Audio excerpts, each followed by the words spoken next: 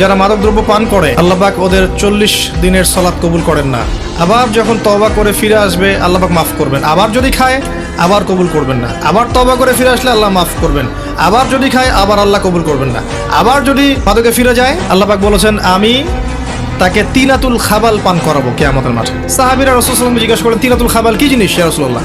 নবীজি বললেন এটা হচ্ছে জাহান্নামীদের রক্ত এবং পুজ মিশ্রিত একটা পানীয়।